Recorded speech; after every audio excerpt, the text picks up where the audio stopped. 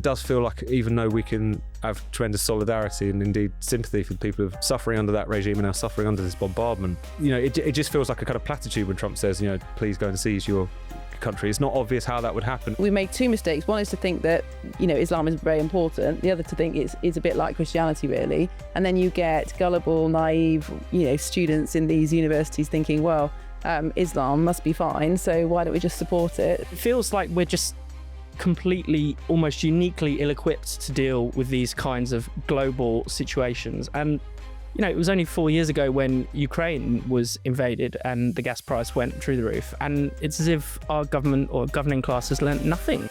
Hello and welcome to the Spike podcast. I'm Fraser Myers. Delighted to be back.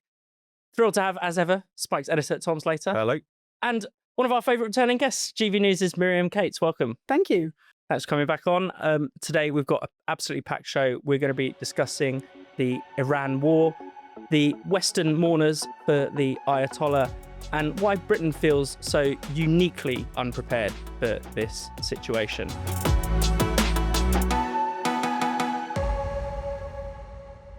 But before we get into all of that, Tom, you've got a very exciting announcement. I know we always say it's a very exciting announcement. This is the most exciting announcement yet. We're holding our biggest event ever on Saturday, the 27th of June. It's called the Spiked Summit, where we're bringing together all of our favourite Spike contributors, thinkers, campaigners to discuss, as we see it, the three big issues of our time: freedom of speech, borders, the Islamism question. We've got some fantastic speakers laid on for you already. Konstantin Kissin's going to be there, Lionel Shriver, our own Brendan O'Neill, Catherine Burblesing, Toby Young, Alison Pearson, Fraser Myers, myself, the list goes on and on. So if you want to come along to that, we are now selling tickets. Go to the Spike website to find out more. It'd be great to have as many of you as possible there, because we really want to make a splash with this event and we want to see as many people from the Spike readership and subscriber base to join us. So about a week ago, US, Israel started launching airstrikes into Iran. The Ayatollah Khomeini and many other senior leadership figures have been killed. Iran has retaliated, hitting plenty of Gulf states, hitting Cyprus. Tom, this is, if nothing else, a pretty epochal moment. I don't know if there's anything you want to start on in particular, but this is enormous. No, it is. As the old saying goes, there are decades where nothing happens and weeks where decades happen. It feels like we're in for some of those weeks. I think there's the two things that I'm wrestling with at the moment is, on the one hand, the historical folly of regime change. And it's so clear that going into this conflict, that is at least what the Americans wanted to present it as. In his original press conference, Donald Trump was presenting this as, retaliation for the Iranians not playing ball on nuclear as well as ballistic missile development and so on and so forth, saying that his patience had run out and something had to be done about these very dangerous mullahs, but at the same time suggesting that this could pave the way for a new society in Iran. And you don't have to look too far back in history to be deeply concerned about whether or not that's actually going to pan out. There's obviously been a lot of discussion about the Iraq example. I think maybe more salient is Libya, this attempt to intervene purely from the skies in the hope that a popular uprising from below will do the rest. In Libya's case, that ended up in civil war, slave markets in Libya, wave of migration. And it's happening in a country which is so much bigger than Libya, so much bigger than Iraq, and also with a regime there which, whilst it has been sort of decapitated, still does exist. And in the IRGC, you have a much more committed and well-armed foe than you did with, say, the Iraqi army. So, of course, there's huge questions that have to be raised there about what are the war aims here, what is going to happen, has this been properly thought through? All of that can be discussed.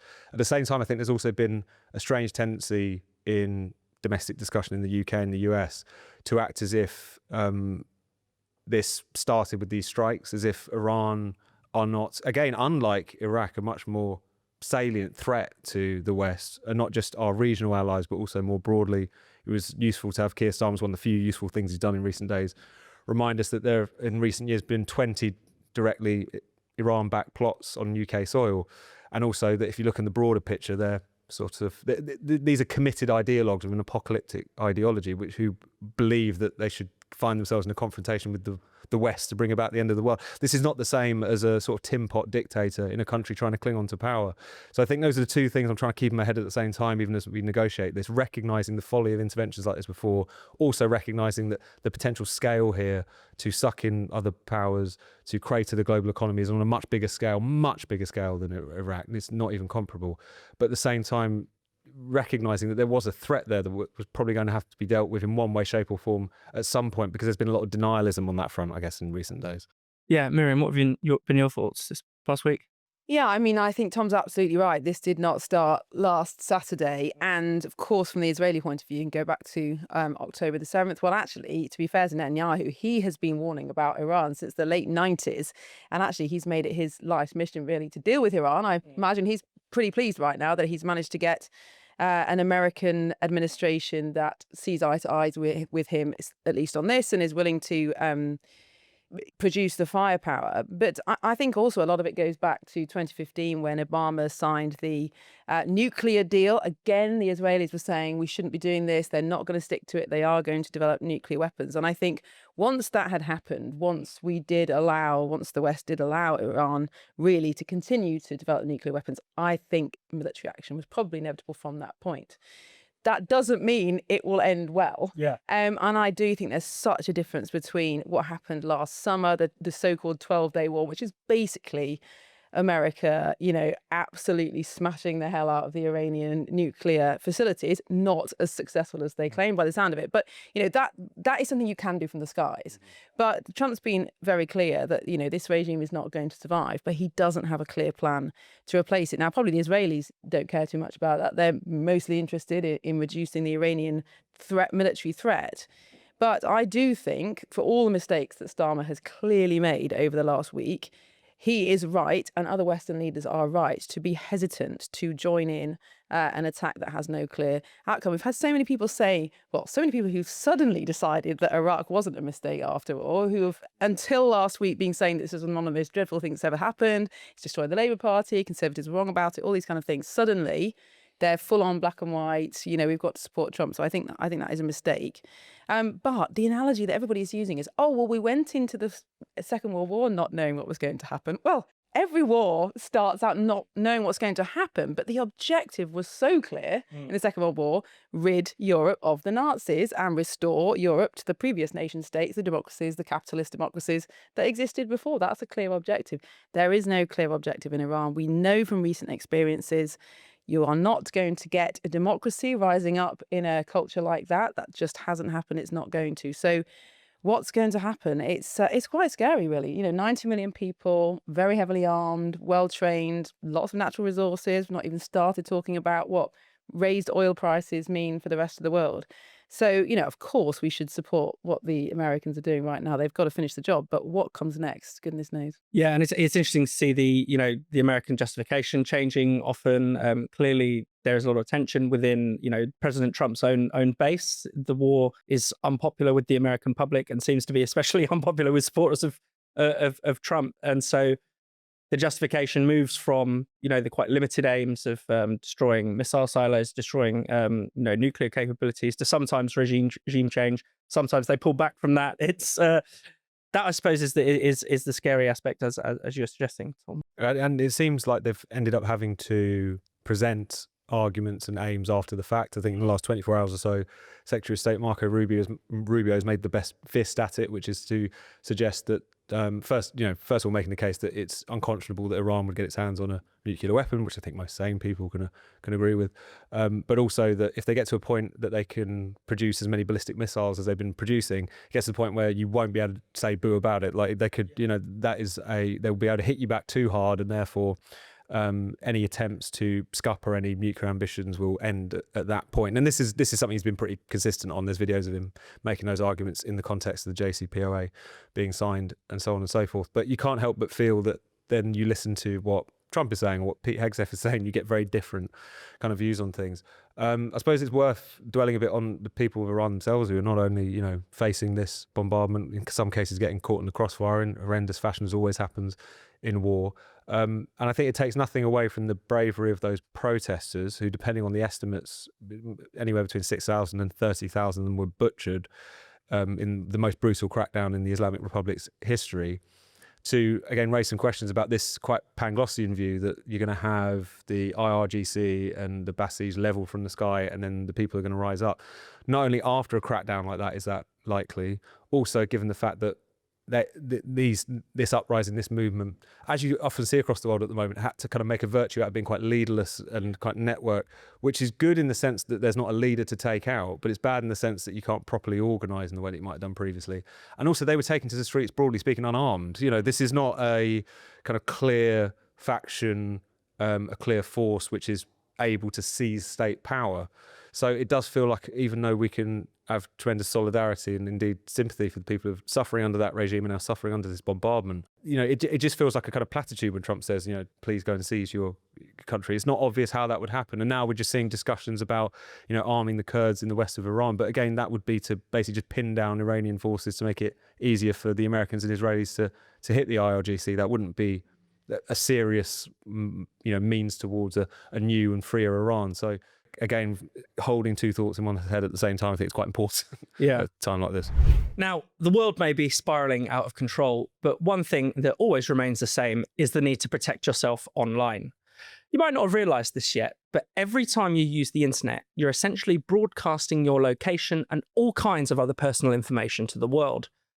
The good news is that protecting yourself has never been easier, thanks to our partners, Private Internet Access, or PIA for short. PIA is the VPN I use and trust whenever I'm accessing the internet. A VPN, or virtual private network, is an app that hides your IP address and safeguards your internet connection through an encrypted tunnel. Instead of giving away all your personal information, PIA lets you change your IP address to one of 91 countries. This means you can gain access to services and websites that are only available in those locations. And it's not just that. Did you know that streaming services like Netflix and Prime Video have huge catalogues of content, but you can only access a fraction of it from your own country?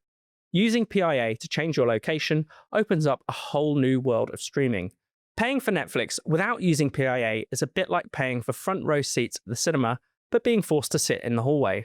PIA is also essential for keeping yourself safe online. It protects you from the prying eyes of hackers, internet service providers, and anyone else with an unhealthy interest in your personal information or online activity. Personally, I would never go online again without it. And because PIA is available for all platforms, I never need to worry about my safety or privacy. It works on Windows, Apple Macs, iPhones, Androids, and more.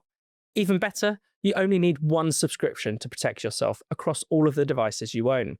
So, sign up now to the world's most transparent VPN provider and take advantage of our extra special offer. Spike viewers and listeners can get 86% off a subscription to Private Internet Access. That's just £1.67 a month. And you can also get an extra 4 months thrown in completely for free. To take advantage of this incredible deal, just go to piavpn.com/spiked. That's piavpn.com/spiked. Signing up is totally risk-free. There's a 30-day money-back guarantee and 24/7 customer support. You will not regret it. Sign up now at piavpn.com/spiked.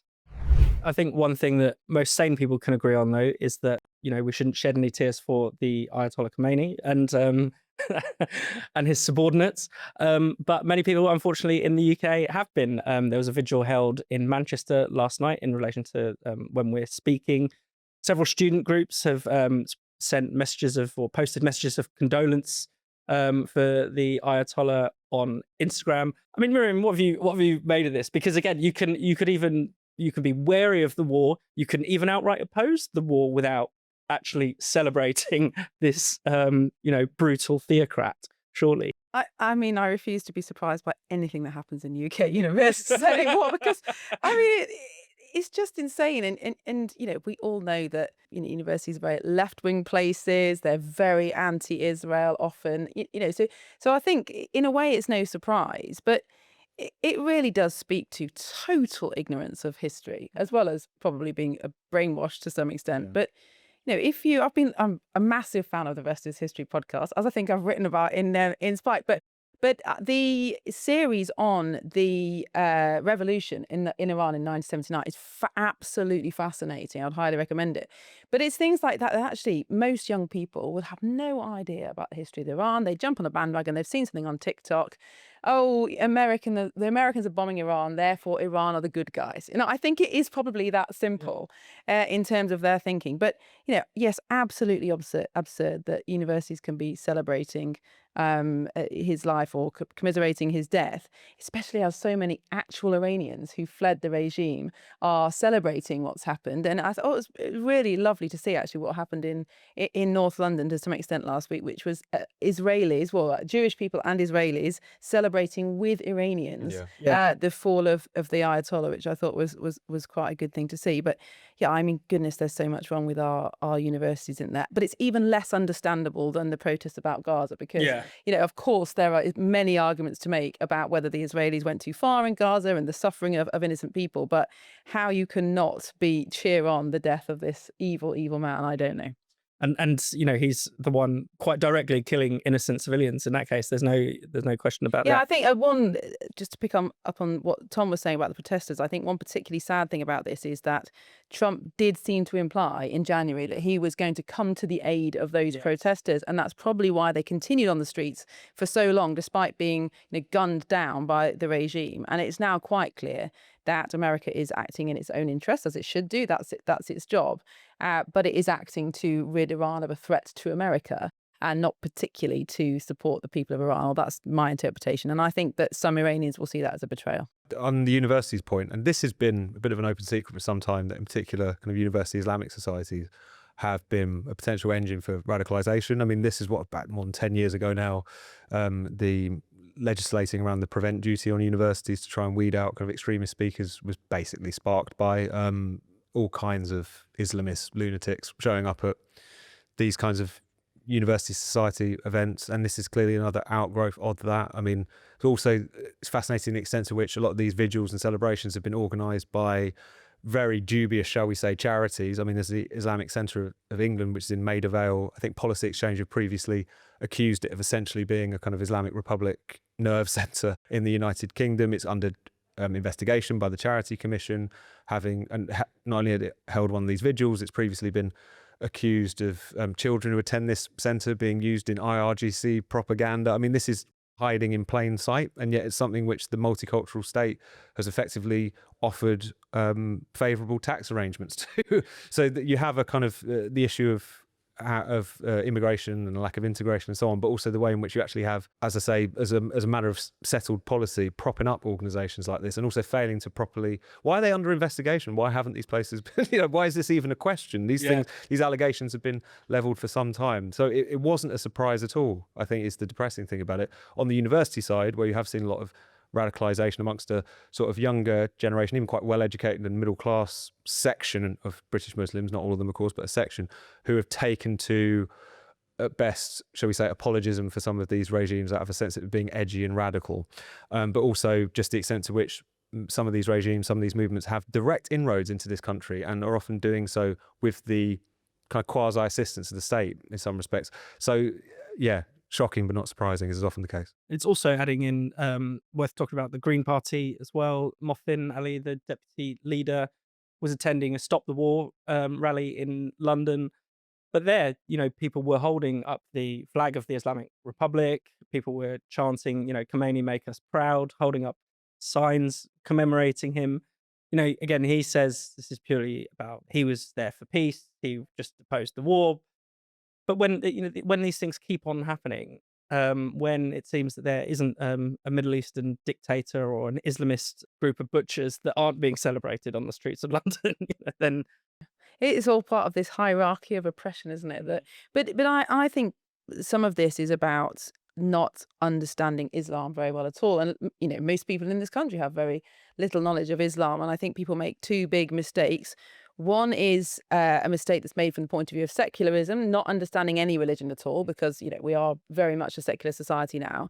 And so I think people who don't have faith or don't understand faith don't realise how people of faith, their identity is so caught up in that faith. And actually they would adhere to that faith before they would call themselves British or any other nationality. And so the idea that you can educate people out of some of the values and beliefs that are intrinsic to faith, I think it is ridiculous. And yet a lot of secular people do think that, oh, a bit more education and these extremists will suddenly see the light. No, it doesn't work like that. But then the other mistake is one that perhaps the state has fallen into, which is believing that all religions are the same and equal. And therefore, the knowledge that we do have is of Christianity. That's our kind of, has been our historic religion. And I think a lot of people with little knowledge of Islam just think, oh, well, it's just another form of Christianity, which of course it absolutely isn't in terms of its, basic understanding of the equal value of human life and the fact that, Christians believe that there is good and evil, but it's a battle that's fought in the spiritual world, whereas a lot of Islam does actually teach that battle should be taking place with guns and bombs. So at least that's, an interpretation of it. So I think we made two mistakes. One is to think that, Islam is very important. The other to think it's a bit like Christianity, really. And then you get gullible, naive, students in these universities thinking, well, Islam must be fine. So why don't we just support it? Why don't we support this regime? I don't know. I think we need a much bigger understanding of what Islam's all about in this country. We should talk a little bit about the impact the war itself is having on Britain. I mean, we've had, UK sovereign airbase has been attacked, but also we're being drawn in via the kind of energy shock that is taking place. So one of Qatar's biggest terminals for liquefied natural gas has been hit. Some depots in Saudi Arabia have been hit. The Strait of Hormuz, where most of the world's oil travels through, has been effectively closed by the strikes. And we've seen domestic gas prices shoot up by 100%. It's unprecedented. Tom, it feels like we're just completely, almost uniquely ill-equipped to deal with these kinds of global situations. And, it was only 4 years ago when Ukraine was invaded and the gas price went through the roof. And it's as if our government or governing class has learnt nothing from that. No, exactly. I think they really want the sort of holiday from history to continue, and they're really clinging on to it. And I thought it was really interesting in the reporting that's happened in the past 24 hours about whether or not what the sequence of events was in terms of Starmer finally relenting and allowing the Americans to use Diego Garcia and Fairford for the strikes, was that Ed Miliband was first and foremost pushing against these actions, not just because he was opposed to it on a sort of ideological basis, but also because he was worried about energy prices. If he was worried about energy prices, he might have not been trying to, shut down North Sea oil. If he was worried about energy prices, he wouldn't be pursuing all of his net zero policies, which he knows and has been told have the potential to cause blackouts, and he's continuing down that merry road anyway. There's just a fundamental lack of seriousness, a lack of recognition that you might have been able to play around with these sort of luxury beliefs, luxury policies, if you like, at a time of relative geopolitical stability and relative prosperity.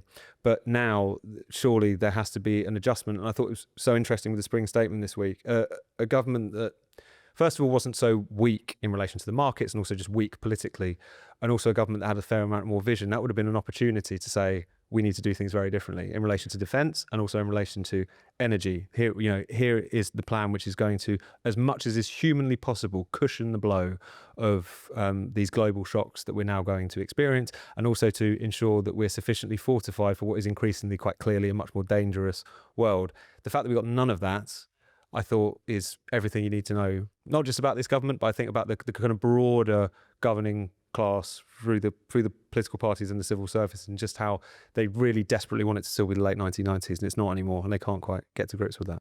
I was amused to see that, in relation to the Spring Statement, that the OBR has actually produced some forecasts, which will have been out of date by the time they were read by Rachel Reeves. So you just think, what was on earth was the point of that exercise? Miriam, what have you? Well, yeah, absolutely. The problem is we have these now deeply, deeply entrenched problems, underinvestment in defence. That's been plain to see this week. Not having a single ship in the region, most of them being in dock, being fixed up. A very, very fragile economy that's teetering on the edge of just having too much debt, and then complete dependence in terms of energy.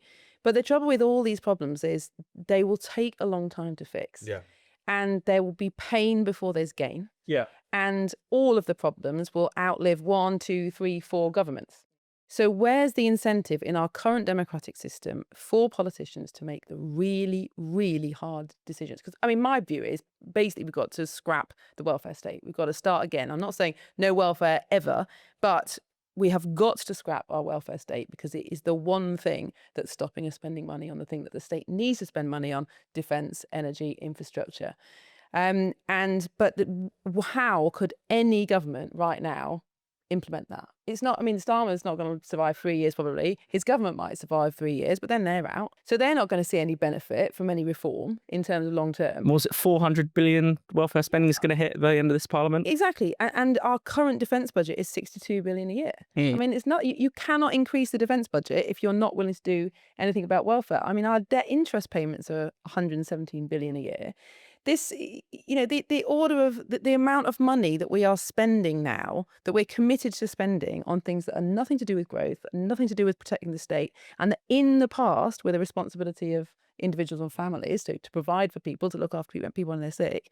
But how can any government now in our current system, which is a 5-year cycle at best, change those things? I just think we've reached an impasse. I just don't know how we get out of here. I did see a Labour MP pipe up to say there's no point in, drilling in the North Sea because it might take 5 years for a new well to come online. And you think, well, I'm planning to be alive in 5 years' time. So it is relevant. But he's not relevant. expected to be in Parliament. Yeah. And I think that's the difference. Where you look back, in a long time ago, like the Napoleonic Wars, I think it took 10 years to build the navy that Nelson eventually used to defeat Napoleon's fleet. But we just don't operate on those kind of time cycles anymore.